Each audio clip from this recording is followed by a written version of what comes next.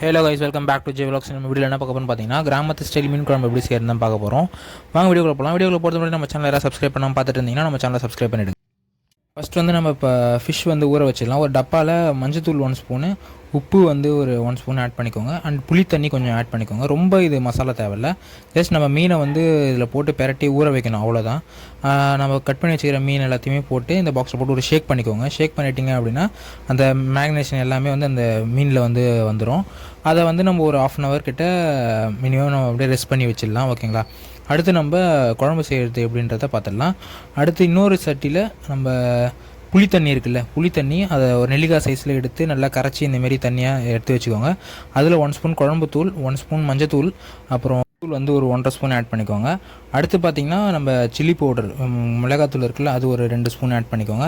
இது எல்லாத்தையுமே வந்து நல்லா அந்த புளி தண்ணியிலே நல்லா கரைச்சிட்டு 1 spoon of ginger garlic paste, இஞ்சி பூண்டு பேஸ்ட் இருக்குல்ல, அதை ஆட் பண்ணி கொஞ்சம் கரைச்சி விட்ருங்க. அடுத்து அடுப்பு பற்ற வச்சு நம்ம வெங்காயம் தக்காளி அதெல்லாமே வதக்கலாம். இதை வந்து நம்ம சட்டியில் தான் செய்ய போகிறோம். சட்டியில் செஞ்சிங்க அப்படின்னா உங்களுக்கு வந்து இன்னும் டேஸ்ட் கொஞ்சம் டிஃப்ரெண்ட்டாக இருக்கும்.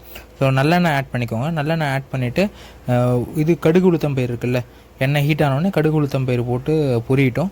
பொரிஞ்ச உடனே சீரகம் அண்ட் வெந்தயம் ஒரு ஆஃப் ஸ்பூன் போட்டு அதையும் நல்லா பொரிய விட்டுருங்க. அடுத்து கருவேப்பிலை, அதை நல்லா போட்டு பொரிஞ்ச உடனே என்ன பண்ணுங்கள், காஞ்ச மிளகா ஒரு 4 காஞ்ச மிளகா வந்து சின்னதாக கட் பண்ணி இந்தமாரி சைஸில் கட் பண்ணி போட்டு வதக்கிக்கோங்க. அடுத்து வெங்காயம் ஆட் பண்ணிக்கோங்க. வெங்காயம் சின்ன வெங்காயம் எடுத்துக்கிட்டிங்கன்னா இன்னும் நல்லாயிருக்கும். அண்ட் வெங்காயம் வதங்கிறதுக்கு நம்ம உப்பு போட்டு எப்போவும் வதக்கிற மாதிரி நல்லா வதக்கிடுங்க. வெங்காயம் பார்த்திங்கன்னா உங்களுக்கு நல்ல ப்ரௌனிஷ் கலரில் வதங்கணும் அப்படின்லாம் ஒன்றுமே கிடையாது. இந்த கண்ணாடி பதம் மாதிரி வரும்.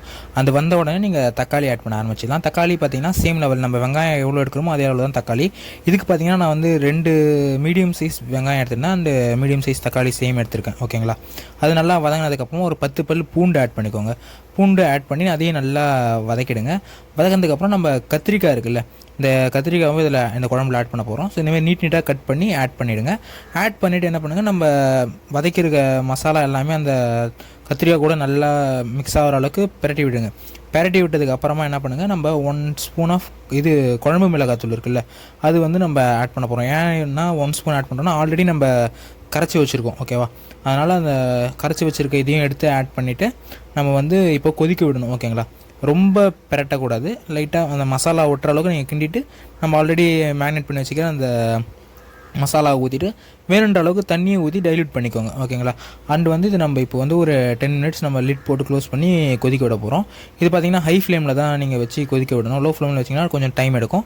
ஹை ஃப்ளேமில் வச்சு கொதிக்க விட்டுருங்க. இப்போ பார்த்திங்கன்னா நல்லா கொதிச்சிருச்சு, நீங்களே பாருங்கள், நல்லா கொதிச்சிருச்சு. இந்த டைமில் வந்து நம்ம என்ன பண்ண போகிறோம்னா, நம்ம மீன் ஆட் பண்ண போகிறோம். நம்ம மீன் ஆட் பண்ணுறதுக்கு முன்னாடி கொஞ்சம் நல்லா கிண்டிக்கோங்க. மீன் ஆட் பண்ணதுக்கப்புறம் நம்ம சும்மா அடிக்கடி குழம்பு கிண்டக்கூடாது, ஓகேவா. நம்ம ஊற வச்ச அந்த மீனை எடுத்து ஒன்று இப்போ வந்து நம்ம அதில் ஆட் பண்ணிடலாம், ஓகேவா. ஓகே கைஸ், இப்போ பார்த்திங்கன்னா மீன் எல்லாத்தையும் ஆட் பண்ணியாச்சு. நம்ம வந்து இதை இப்போ கிண்ட போகிறோம். மீன் கிண்டுறப்போ ரொம்ப பொறுமையாக வந்து கிண்டணும். ரொம்ப உடையாத அளவுக்கு கிண்டிட்டு நம்ம வந்து அகைன் கொதிக்க விட வேண்டியதான், ஓகேவா. ஓகே, பார்த்திங்கன்னா இப்போ நம்ம லிட் போட்டு க்ளோஸ் பண்ணி நம்ம இதை கொதிக்க விட்டுடலாம். ஒரு 5 to 10 minutes நம்ம கொதிக்க விட்டுடலாம். அதுக்கடுத்து வந்து 1 டம்ளர் வந்து தேங்காய் பால் இருக்குல்ல, அதை வந்து லாஸ்ட்டாக ஆட் பண்ணிவிட்டு அது ஒரு 5 minutes நம்ம கொதிக்க விடுவோம். மீன் செக் பண்ணி பாருங்கள் வெந்திருக்கா இல்லையான்னு சொல்லிவிட்டு. செக் பண்ண வேவலை அப்படின்னா அகைன் கொஞ்சம் நேரம் கொதிக்க விடுங்க. அதுக்கப்புறமா மீன் வந்ததுக்கப்புறமா நீங்கள் அந்த தேங்காய் பால் ஆட் பண்ணி திரும்ப இதேமாதிரி ரொம்ப மீன் உடையாத அளவுக்கு பொறுமையாக நம்ம கரண்டியை உள்ளே விட்டு நம்ம பொறுமையாக கிண்டிக்க வேண்டியதான், ஓகேவா. ஸோ தண்ணி லாஸ்ட்டாக நல்லா அப்படி கொதித்த உடனே கொத்தமல்லி ஆட் பண்ணி நீங்கள் சர்வ் பண்ண ஸ்டார்ட் பண்ணிடலாம். இந்த டேஸ்டியான மீன் குழம்பு எப்படி இருக்குன்றதை ட்ரை பண்ணி பார்த்துட்டு நீங்கள் கீழே கமெண்ட்டில் சொல்லுங்கள். இன்னும் இது போல் நிறைய ரெசிபி வீடியோஸ் பார்த்து நம்ம சேனல் ஜே விலாக்ஸை மறக்காமல் சப்ஸ்கிரைப் பண்ணிடுங்க. நாளைக்கு இன்னொரு வீடியோவில் பார்க்குறேன். until then bye bye bye.